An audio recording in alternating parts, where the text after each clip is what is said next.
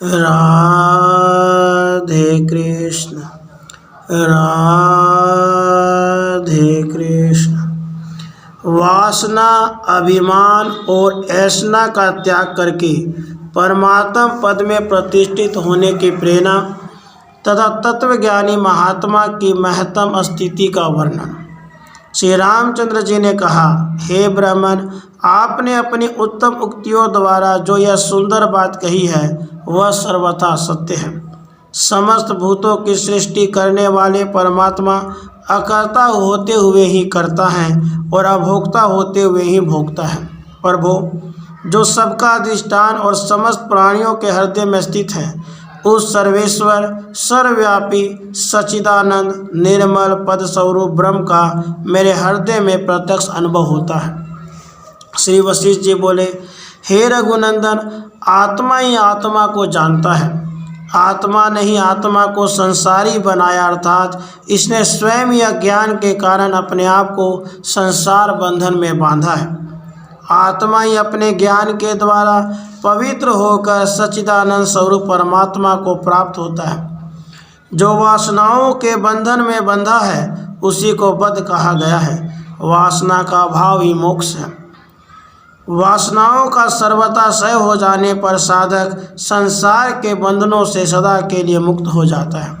अतः मन, बुद्धि आदि से युक्त संपूर्ण वासनाओं का त्याग करके किस वृत्ति के द्वारा उन सब का त्याग किया जाता है, उस बुद्धि वृत्ति का भी त्याग कर दो, अर्थात इससे संबंध रहित हो जाओ और सबका अभाव हो जाने पर जो एकमात्र नित्य सच्चिदानंद घन परमात्मा ही शेष रहता है, उसी में अविचल भाव से स्थित रहो।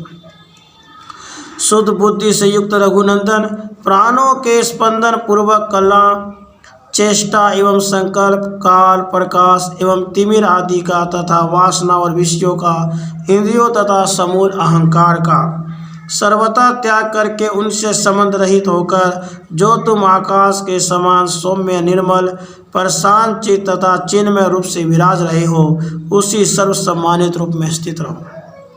जो परम बुद्धिमान पुरुष सबका हृदय से परित्याग करके सविक्षेपों के कारण भूत अभिमान से रहित हो जाता है, वह साक्षात शुद्ध बुद्ध मुक्त स्वरूप परमेश्वर है।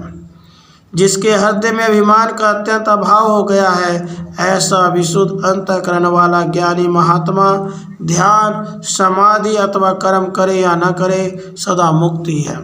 क्योंकि जिसका मन सर्वथा वासना रहित हो गया है, उसे न तो कर्मों के त्याग से कोई प्रयोजन है और न कर्मों के अनुष्ठान से ही। जब ध्यान और समाधि से भी उसका कोई प्रयोजन नहीं है। मैंने शास्त्र का अच्छी प्रकार विचार किया और चिरकाल तक सत्पुरुषों के साथ परामर्श करके ही सार निकाला कि संपूर्ण वासनाओं से रहित हुए सच्चिदानंद घन परमात्मा के निरंतर मनन रूप मौन से बढ़कर दूसरा कोई उत्तम पद नहीं है। दसों दिशाओं में घूम घूम कर मैंने सारी दर्शनीय वस्तुओं को देख लिया। उनमें कुछ ही लोग ऐसे दिखाई दिए जो परमात्मा के स्वरूप का यथार्थ अनुभव करने वाले हैं।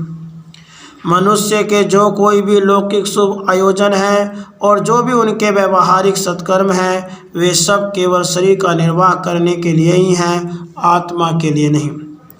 पाताल, भूतल, स्वर्गलोक, ब्रह्मलोक और आकाश में कुछ ही ऐसे प्राणी दृष्टिगोचर होते हैं जिन्हें सच्चिदानंद परमात्मा का यथार्थ बोध हो गया हो।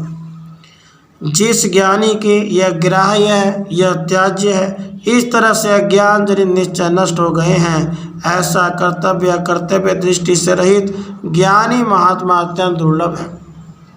प्राणी चाहे लोक में राज्य करे, चाहे मेघ या जल में प्रवेश कर जाए, परंतु परमात्मा की प्राप्ति के बिना उसे परम शांति नहीं मिल सकती। जो इंद्रिय रूपी शत्रुओं का दमन करने में शूरवीर हैं, जन्म रूपी जबर का विनाश करने के लिए उन्हीं महाबुद्धिमान महापुरुषों की सेवा करनी चाहिए। पाताल में और स्वर्ग में सर्वत्र 5 ही भूत है, छठा कुछ भी नहीं है। फिर धीर मनुष्यों की बुद्धि कहाँ अनुरक्त हो, क्योंकि सर्वत्र क्षणभंगुर पदार्थों की उपलब्धि होती है। शास्त्र के अनुसार निष्काम भाव रूप युक्ति से व्यवहार करने वाले विवेकी पुरुष के लिए संसार गौ के खुर के समान अनायास ही लांघ करने योग्य है, परंतु जिसने उपयुक्त युक्ति का दूर से ही परित्याग कर दिया है उस अज्ञानी के लिए संसार महाप्रलयकालीन महासागर के समान दुस्तर है। पाताल से लेकर स्वर्ग पर्यंत इस जगत में ज्ञानी महात्मा पुरुष के लिए कोई भी कर्तव्य नहीं है। जैसे मंद मंद वायु के चलने से पर्वत नहीं हिलता, वैसे ही भोग समूहों से तत्वज्ञानी पुरुष नहीं विचलित होता। जैसे बादल आकाश में बारंबार छा जाने पर भी उसे अपने रंग में नहीं रंग सकते, उसी प्रकार संसार के ये विषय भोग रूप कोई पदार्थ पुनः पुनः प्राप्त होने पर भी विशाल हृदय तत्वज्ञानी महात्मा पुरुष को आसक्त नहीं कर सकते। राधे कृष्ण, राधे कृष्ण।